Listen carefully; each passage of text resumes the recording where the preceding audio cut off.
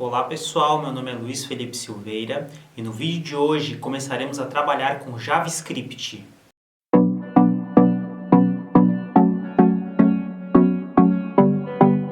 Pessoal, saímos do back-end e agora voltamos novamente para o nosso front-end. Após a conclusão da programação em PHP, nós vamos começar a ver uma nova programação, só que ao invés dessa programação ocorrer do lado do servidor, ela ocorrerá diretamente no navegador do nosso cliente. Vamos conhecer uma definição de JavaScript. JavaScript é uma linguagem de programação que permite implementar funcionalidades mais complexas em páginas web. Sempre que uma página web faz mais do que apenas mostrar informação, será necessário utilizá-lo. É interpretada pelo navegador. Como vocês puderam perceber, o JavaScript, juntamente com HTML e CSS, compõem as principais tecnologias que nós temos para manipular as informações do lado do cliente. Como as informações são interpretadas diretamente pelo navegador, nós não vamos ter a necessidade de ter um servidor web como nós tínhamos feito na matéria de PHP, que a gente precisava rodar dentro de um servidor web para que as páginas pudessem executar. Aqui não, a gente vai voltar mais ou menos àquela ideia do que nós fazíamos em HTML e CSS.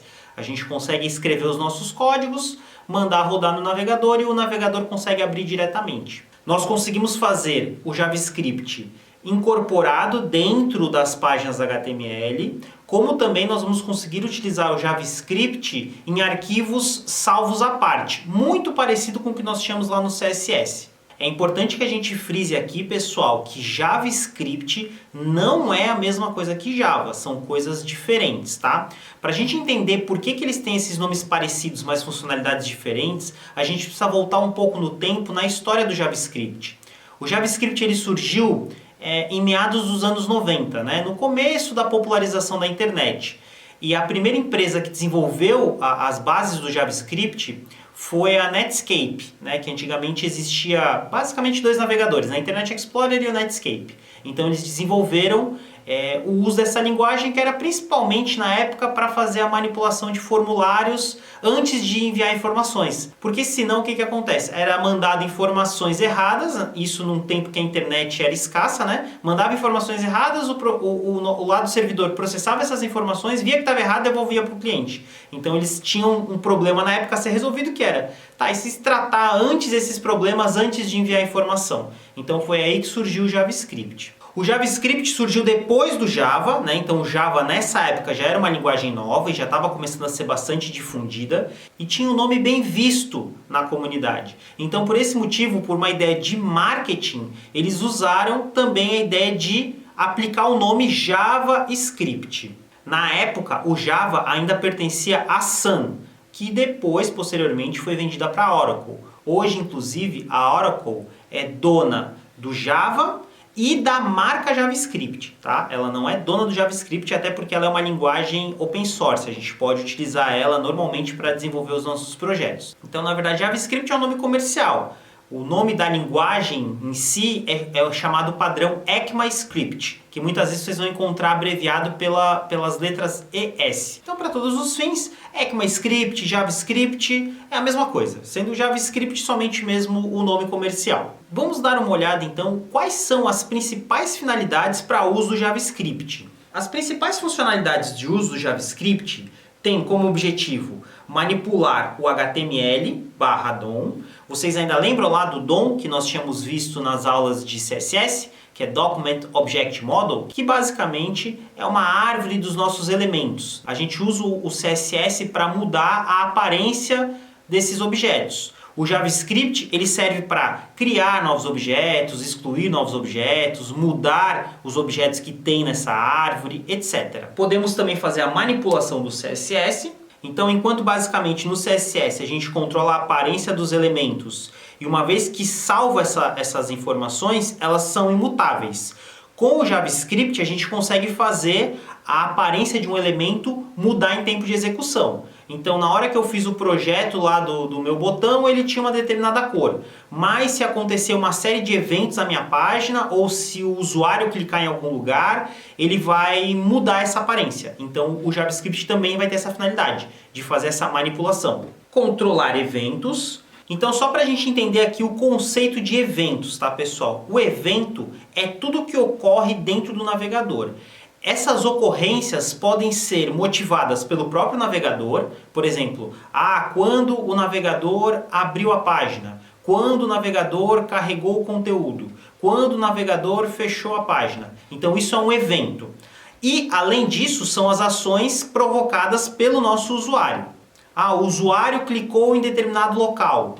O usuário mudou a informação de um campo de formulário, tá? Então tudo que ocorre dentro do navegador a gente chama de evento. E através do JavaScript a gente consegue capturar esses eventos e executar ações de acordo para aquele momento. Requisições assíncronas, AJAX. Como nós tínhamos visto na última aula de PHP, onde nós já tínhamos lá um arquivo preparado para trabalhar com requisições assíncronas, foi realizado através do uso do JavaScript. Então o JavaScript ele consegue quebrar aquela ideia de que você faz uma solicitação para o servidor tem que responder aquela solicitação para depois que a página seja carregada.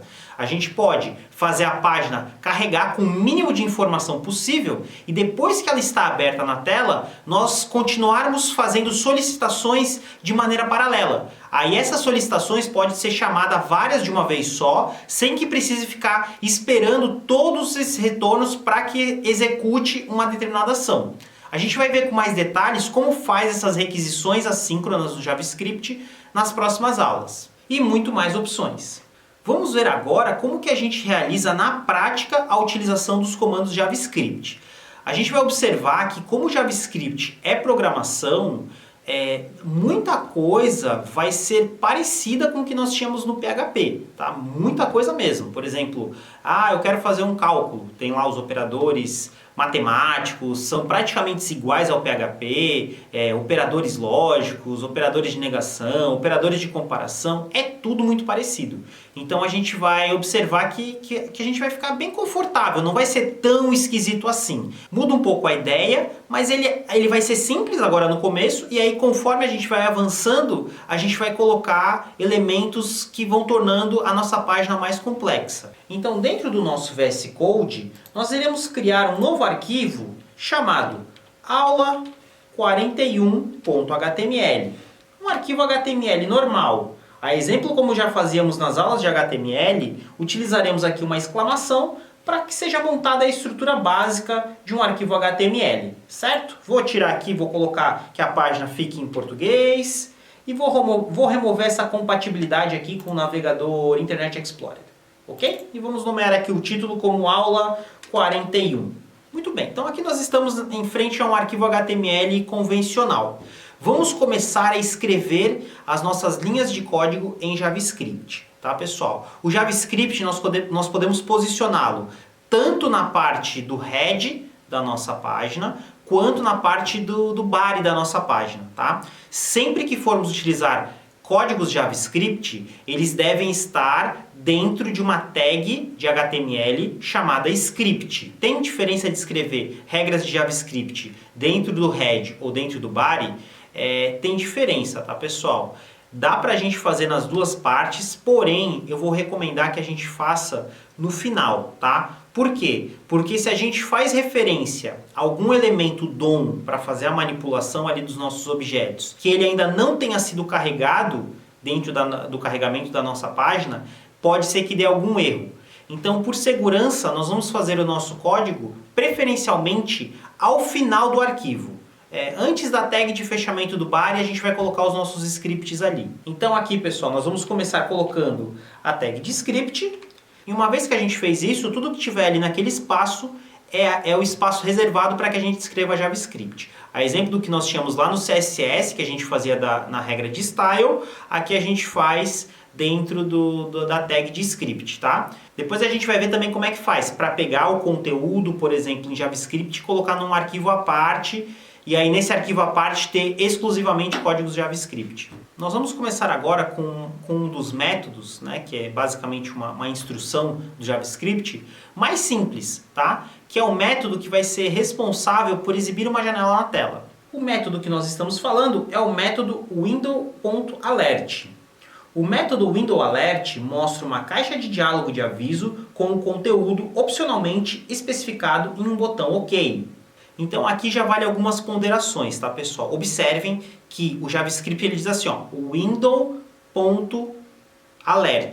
Então o window nesse contexto é o objeto principal, né? O window é o objeto principal. O window dentro de JavaScript refere-se à página de navegador, tá? Então tudo é o window alguma coisa. Como tudo é o window, a gente pode simplesmente remover a parte do window, window.alert, e colocar somente alert. Vamos ver como é que a gente faz, pessoal. A gente pode simplesmente colocar a opção alert e entre parênteses, eu posso escrever a minha mensagem.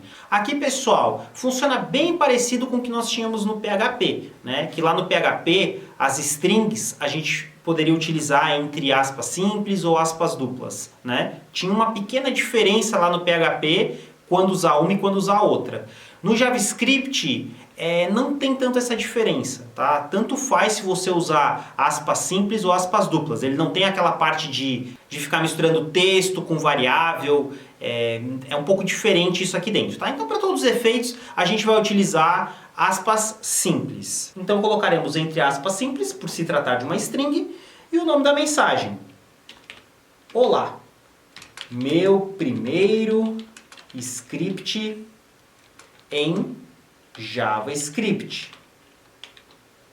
Ao final de todas as linhas de comando de JavaScript, nós precisamos incluir também o ponto e vírgula. Só um detalhe, tá, pessoal? Aqui, o ponto e vírgula é super importante que a gente coloque, mas ele não chegará a dar erro, tá? Se vocês eventualmente colocarem uma instrução e esquecer de botar o ponto e vírgula, ele não chega a dar algum tipo de erro, como acontecia lá no PHP. Se você esquecer de botar ponto e vírgula, ele dava erro total, né? Vamos evitar que isso aconteça, mas em tese não vai chegar a deixar de funcionar o nosso script. E ao final, incluiremos aqui o nosso ponto e vírgula. E agora a gente pode voltar a utilizar a extensão Live Server, que é aquela que nós tínhamos visto no CSS. Vamos apertar com o botão direito, Open with Live Server. Na janela do nosso navegador, essa será a informação. Olá, meu primeiro script em JavaScript e com uma janelinha de OK. Então esse é o método mais simples de JavaScript que serve para jogar uma mensagem na nossa tela. Não é o mais recomendado, tá, pessoal? Porque essas janelas dentro do nosso navegador são chamadas de janelas pop-up, né? E muitas vezes os navegadores bloqueiam esse tipo de janela. Tá? Então, para que a gente consiga ver os nossos resultados em JavaScript na tela, sem a necessidade da gente ficar usando toda hora o alert para a gente ver essa informação, vamos começar a usar um recurso que vai ser muito mais comum de trabalharmos no JavaScript, que é a parte do console, tá?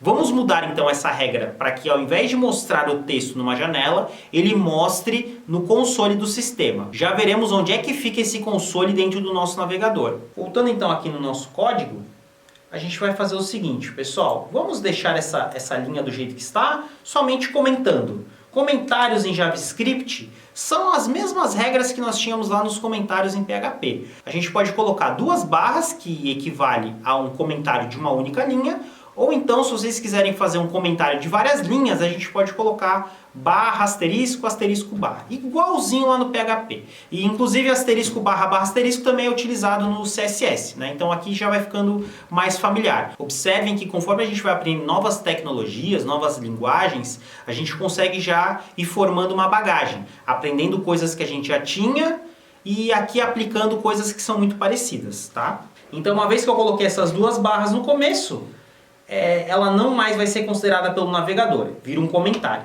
Então, ao invés de colocar o alert, a gente vai fazer o seguinte, a gente vai colocar na opção console.log, console.log e abre parênteses. Vou copiar a mesma mensagem de antes, tá, pessoal? Copiaria aqui a mesma mensagem de antes e vou fechar aqui o ponto e vírgula. Observem que o console.log é uma área onde a gente faz os testes mesmo do nosso desenvolvimento, né? O console.log, se a gente pudesse fazer aqui um paralelo, seria equivalente lá ao vardump que a gente tinha no PHP. A diferença é que o vardump, né, gerava mensagens em HTML na tela. O console.log do JavaScript, ele não mostra isso aí no documento HTML, tá? Ele mostra numa área específica do nosso navegador que a gente vai conseguir acessar através das ferramentas para inspecionar o código do navegador. Então, dentro do nosso navegador, nós vamos observar que ela ficou em branco. Quando a gente tira em alert, a princípio nada acontece. Vamos abrir a janela de inspeção de código. Abrindo a janela de inspeção de código, nós vamos encontrar uma aba chamada Console. E na aba Console, aí sim nós iremos observar o nosso retorno. Olá, meu primeiro script em JavaScript. Ok? Então nós vamos fazer os testes iniciais aqui no ambiente do console. E aí, conforme a gente vai avançando, a gente vai mostrar esses resultados não somente, né, na área do navegador, mas sim para que o usuário possa enxergar. Tá? Mas primeiro vamos nos antenar aí na parte da sintaxe básica aí do JavaScript.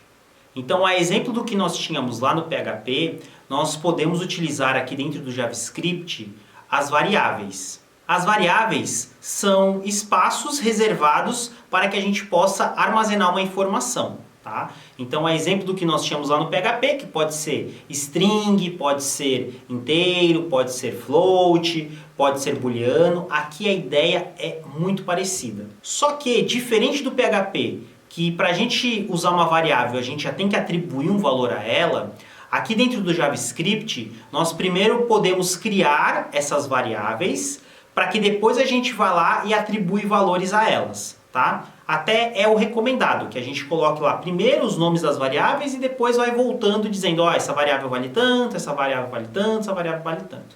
Existem várias maneiras diferentes da gente começar atribuindo variáveis dentro do JavaScript. Mas a maneira mais recomendada de utilizar uma variável é através do prefixo let. Então a gente coloca let e o nome da variável. A gente pode fazer em um let declarar várias variáveis. Então vamos fazer o seguinte. Nesse nosso exemplo, ao invés da gente colocar direto o console log a string que a gente quer que retorne, a gente vai pegar essa string e atribuir dentro de uma variável. Dentro do nosso VS Code, nós faremos o seguinte. Vamos criar uma variável let chamada mensagem. Aqui, pessoal, na hora que a gente vai utilizar variáveis, a gente não precisa ficar colocando dólar como é obrigado no PHP. Aqui a gente simplesmente diz let e o nome da variável. Ponto e vírgula. Depois de declarada a variável, nós vamos atribuir um valor a ela. Mensagem igual. E vou tirar essa informação daqui do console log e vou jogar direto lá para dentro da minha variável. Certo? E aqui no console log eu vou colocar mensagem. Observem que lá no navegador continua a mesma coisa. Não teve diferença. Para sabermos, pessoal, o let também não é obrigatório, tá? Se você simplesmente colocar mensagem igual e colocar o texto, vai funcionar do mesmo jeito. Acaba que você declarar a variável antes da utilização seria uma boa prática, né? Para evitar de você acabar usando depois lá uma variável e não saber de onde aquela variável estava vindo. Né? Então é uma questão de boa prática, mas não é uma questão restritiva. A gente vai ver que o JavaScript ele não é nada restritivo nas coisas, tá? A gente acaba às vezes tendo que seguir esses padrões mesmo para facilitar depois lá na frente. Além de string, a gente pode colocar valores numéricos dentro das nossas variáveis e fazer ali a utilização de operadores aritméticos. Tá, pessoal? Aqui vamos fazer um teste aqui. Vamos fazer aqui uma conta simples. A gente vai informar uma variável, duas variáveis, uma com cada valor e depois uma terceira variável que faz a somatória delas. E a partir dessas informações a gente vai montar ali uma string com retorno. Então aqui, pessoal, nós vamos fazer o seguinte. Além da variável mensagem, nós vamos fazer uma variável chamada número 1, depois uma outra variável chamada número 2 e depois uma terceira variável chamada soma, certo? Faremos da seguinte maneira. A variável número 1 será do valor de 10. Observem que como eu não estou utilizando aspas, ele entende que é um valor numérico, tá? Isso aqui é bem importante de fazer dentro do JavaScript, porque se a gente coloca lá números através de texto, através das aspas, Se a gente for fazer uma somatória, a gente vai ver que o JavaScript vai acontecer uma coisinha estranha, tá? Mas primeiro vamos montar aqui o cálculo, depois a gente faz essa análise para ver o que o JavaScript interpreta. Faremos também uma variável chamada número 2 igual a 20 e faremos uma variável chamada soma, que vai ser o número 1 mais o número 2. E aqui na variável mensagem, nós vamos dizer o seguinte. Vamos tirar aqui, ó, o resultado da soma de. Agora aqui nós queremos fazer a concatenação, né? Pegar o que está dentro da primeira variável, tá, pessoal? Só que a gente vai observar que aqui dentro do JavaScript, a concatenação de textos também é feita através do mais. Enquanto que no PHP a gente tinha dois operadores, né? O mais para fazer soma e o ponto para fazer concatenação, JavaScript é tudo mais, certo? É tudo mais. Então, eu só tenho que parar de fazer a minha string, né? Eu fecho a minha string, coloco o valor da variável e depois eu volto para o modo de escrita de string. Depois de fechar a minha string, vou utilizar o valor de mais e colocar número 1. Com o sinal de mais, eu volto para a minha escrita de string através de aspas. Então está ficando o resultado da soma de número 1, que equivale a 10, e o outro segundo número, mais número 2. Vamos voltar aqui, ó. É igual a... E por último, vamos colocar aqui a nossa variável soma. Vai ficar então a mensagem. O resultado da soma de 10 e 20 é igual a o resultado, que é 30, tá? E aqui vamos deixar como está, console log mensagem. Vamos salvar e já ficou lá no nosso navegador. O resultado da soma de 10 e 20 é igual a 30. Então aqui, como esse mais tem duas funcionalidades, olha o problema que a gente pode ter se a gente disser que aquele 10 e aquele 20 são modo texto. Voltando aqui no nosso navegador, vamos dizer que, por exemplo, ao invés de colocar 10, eu colocasse entre aspas o texto 10. Né? Se fosse lá no PHP, daria os mesmos 30. Né? O PHP interpreta isso aqui como número e faz a conversão automática. Se a gente faz isso no JavaScript, olha lá o que acontece. A soma de 10 e 20 é igual a 1020. Na verdade, o que ele fez foi a concatenação da string. Né? Ele pegou a string 10 e concatenou com a string 20. Deu o resultado 10, 20, né? Não 1020. Então a gente tem que tomar um certo cuidado aqui na hora que a gente for trabalhar com essas variáveis, né? Para garantir que essas variáveis estão no tipo correto. Se eventualmente vocês ficarem com dúvida, tá, mas essa variável, ela está em qual tipo? A gente pode utilizar a função typeOf, que daí ela vai determinar qual é o tipo que a variável está usando naquele momento. Então, por exemplo, pessoal, aqui eu poderia colocar, ó, um console log, o console.log, utilizando a função typeOf. TypeOf e o nome da nossa variável. Vou colocar aqui um console log para número 1 e vou colocar também um console log para a variável número 2. E aqui a gente vai ver, ó, que ele vai estar dizendo que essas variáveis elas são strings, tá? Por isso que é o problema da nossa concatenação. Aqui a gente vai precisar ter mais um cuidado. Ah, mas e se por acaso eu receber um valor de texto? Tem como converter para número? Tem como converter para número, tá? Sem problema nenhum. Porque isso vai acontecer. Quando você recebe campos de um formulário, eles vêm num formato de texto. E aí, se a gente não faz essa conversão, dá problema, tá? Vamos fazer o seguinte, vamos colocar então a função number, tá? Então a função number converte um texto para número. Então aqui, para evitar que isso acontecesse, pessoal, a gente pode colocar aqui, ó, a função number. Number com a inicial em maiúscula, tá, pessoal? O nosso JavaScript ele é case sensitive. Certo? Então voltando lá, a gente vai ter o mesmo, agora sim, o resultado esperado. Tá vendo? Então aí a gente já consegue eliminar um eventual problema, tá, pessoal? Vamos tentar fazer o seguinte agora. Ao invés da gente fazer essas informações estarem retornando dentro do nosso console, vamos fazer essas informações voltarem na tela. Vamos começar aqui um novo arquivo chamado aula 41-2.html. Tá, pessoal? Vamos começar aqui um novo arquivo. E dentro desse novo arquivo, começaremos fazendo ali a mesma coisa, mudando aqui para português brasileiro, tirando aqui a compatibilidade com o Internet Explorer, né? Aula 41.2. Vamos fazer aqui uns campos de texto. Vamos começar fazendo aqui uma divisão em um input do tipo texto. Vamos atribuir aqui um nome para o nosso botão. ID número 1. E vamos colocar aqui um segundo campo. Vou copiar aqui o meu primeiro campo e vou chamar aqui de número 2. Certo? E por último, aqui eu vou fazer um botãozinho que vai fazer essa continha aí para nós. Eu vou colocar aqui um button e vou dizer calcular.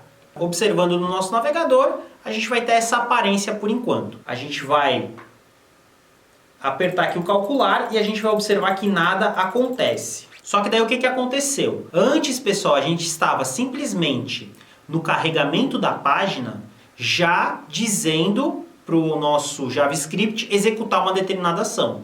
Agora, eu não quero que essa nossa ação ocorra no carregamento da página. Eu quero que essa ação ocorra quando o botão for clicado, né? Então, o botão ser clicado é um evento que a gente chama em JavaScript onClick, tá? Aonde que a gente vai fazer esse onClick? A gente vai fazer direto no elemento HTML, tá? OnClick. Depois a gente vai ver uma lista completa de todos os eventos possíveis, né? Vamos aqui no evento mais simples, que é a opção de quando você clica em alguma coisa. Então, no nosso elemento HTML, nós vamos incluir a função onClick, e no momento que nós colocamos onClick, a gente pode escrever códigos em JavaScript, né? Só que daí o que vai acontecer, pessoal? Como esse nosso elemento, se eu começar a colocar códigos JavaScript ali dentro, eu sou obrigado a colocar tudo ali dentro, vai ficar muito apertado. Então eu vou atribuir um nome para essa ação, certo? Eu vou atribuir um nome, sei lá, calcular, beleza? E esse nome depois a gente vai executar ela em um outro local. Para a gente fazer isso, para a gente criar uma área e dar um determinado nome para essa área, a gente chama isso de function, né? Que seria a mesma coisa que a gente viu lá dentro das funções em lógica de programação. Então nós vamos nomear aqui a nossa função de calcular e depois nós vamos escrever a função calcular. Então dentro do JavaScript, para que não fique tão longo, a gente vai colocar aqui, ó, calcular. E sempre que nós estamos dizendo que isso é uma função, né, que a gente está nomeando um bloco, a gente obrigatoriamente tem que colocar abre e fecha parênteses, que seriam para passar os argumentos de uma função, né? Nós já tínhamos visto algumas funções pré-prontas, por exemplo, lá do nosso PHP, né? O JavaScript também tem suas funções nativas, como o próprio alert. Alert é uma função, só que essa aqui é uma função personalizada. Então, como ela não vai ter argumento nenhum, a gente não vai passar nenhum argumento nesse momento, eu sou obrigado a deixar aquilo ali vazio. Função sempre tem que ter algum argumento. Se não tiver, eu sou obrigado a abrir e fechar parênteses. E vou colocar aqui também o meu ponto e vírgula. Certo, pessoal? Então ele vai estar chamando o calcular, que por enquanto esse calcular não está em lugar nenhum. Nós vamos criar aqui uma nova tag script para que a gente possa executar essa ação que está sendo chamada aqui em cima, certo? Aqui então nós vamos criar uma função. Palavra-chave function, com o mesmo nome que a gente está chamando ali em cima, ok? Esse nome e esse nome devem estar iguais. Para criar agora o bloco de instruções da minha função aqui no JavaScript, eu vou fazer como eu fazia lá no PHP. Eu vou pegar e vou abrir o jogo de chaves. Todas as instruções devem estar entre o jogo de chaves que abre e o jogo de chaves que fecha. Então vamos começar agora declarando as nossas variáveis. Vou fazer aqui através do let, número 1 e número 2, como nós tínhamos feito antes. Só que agora, pessoal, eu não vou pegar esse valor e fixar dentro da variável. Eu vou pegar esses valores do nosso formulário, tá, pessoal? Então, para que a gente possa fazer isso, a gente tem que selecionar valores do nosso formulário, tá? A gente vai ver com mais detalhes como que faz esses seletores, todas as opções de seletores, mas para que a gente tenha algo funcional por enquanto, nós vamos reproduzir essa linha de código. Nós vamos pegar então aqui a variável número 1, certo, pessoal? E vamos atribuir o quê? Nós vamos ter que pegar esse identificador aqui do nosso HTML. Todos os elementos HTML, eles estão na árvore DOM da nossa página, dentro de Document, né? Então a gente tinha visto antes que tem ali o objeto Window, que é o objeto principal da nossa tela. E nós vamos ter agora um outro objeto, que é filho do Window, né? Porque basicamente tudo é filho de Window, o objeto chamado Document, que é específico do que são as partes do usuário visualizar. Beleza, pessoal? Então, Window, Document ou simplesmente Document. A gente vai utilizar então aqui o objeto Document, ponto. Aí qual é a propriedade que eu quero usar para buscar uma determinada informação? Para facilitar a nossa vida, a gente vai utilizar aqui um método que permite fazer a seleção parecido com o que nós fazíamos lá dentro de CSS, que é o método querySelector. querySelector, certo? E depois de querySelector, nós vamos informar o mesmo ID que foi utilizado lá em HTML. A exemplo do que nós fazíamos lá em CSS começa com hashtag. Hashtag número 1. Mas agora eu tenho que dizer o que é que daquele campo que eu quero retornar. Eu quero retornar o tamanho, eu quero retornar o nome. Eu vou retornar uma propriedade chamada value, né? Que dentro dos nossos campos de formulário, value é o que foi digitado pelo usuário. Então aqui, depois de escolhido o nosso elemento, nós vamos utilizar o valor de value. Ok? Faremos a mesma coisa no próximo elemento. Número 2 vai ser, vamos pegar do document.querySelector, que é a nossa propriedade, para escolher um seletor de CSS, número 2, e depois o valor desse nosso elemento. Ah, faltou a gente criar uma variável para realizar a somatória. Vamos criar uma variável chamada soma, e aqui nós vamos colocar a soma é igual ao número 1 mais o número 2. E o resultado dessa soma nós vamos mostrar em uma janelinha do tipo alert para o nosso usuário. Alert, o resultado da soma é... E aqui vou colocar o valor da minha variável soma. Soma, ponto e vírgula. Vamos ver agora no nosso navegador o que é que está aparecendo. Então aqui no nosso navegador eu posso colocar o valor 10 e 20. Os mesmos valores que eu tinha colocado antes fixados, né? Aqui são valores que podem variar, por isso são variáveis. Quando eu apertar em calcular, ele vai dizer o resultado da soma é 1020. Aqui está acontecendo aquele problema que eu comentei com vocês. Quando a gente utiliza o retorno de um campo de formulário, ele por padrão retorna uma string e não um número, né? Aí para que não ocorra isso e para que faça a soma correta, a gente precisa utilizar a função do JavaScript chamada number, né? É só eu voltar aqui, pessoal, e colocar todo esse nosso comando aqui, antes a gente vai colocar um number, né? Para que todo esse resultado seja convertido para um valor numérico. Todo resultado seja convertido para o nosso valor numérico. Ó. Mesma coisa aqui, ó. Num e no outro. Vamos voltar aqui no nosso navegador e aí sim, quando a gente apertar o calcular, ó, ele vai dizer ó, o resultado da soma é 30. E claro, ficou variável, né, pessoal? A gente pode colocar aqui qualquer número e apertar o calcular, que daí ele vai estar fazendo esses cálculos aí para nós. Nesse contexto, nós estamos usando JavaScript puro, tá, pessoal? A partir da nossa próxima aula, a gente vai observar como fazer a utilização de uma biblioteca do JavaScript que vai ter por objetivo simplificar um pouco as coisas. Na descrição do vídeo, eu vou deixar alguns links do que a gente falou hoje para referência. Se gostaram do vídeo, não esqueçam de deixar o like. Até a nossa próxima aula!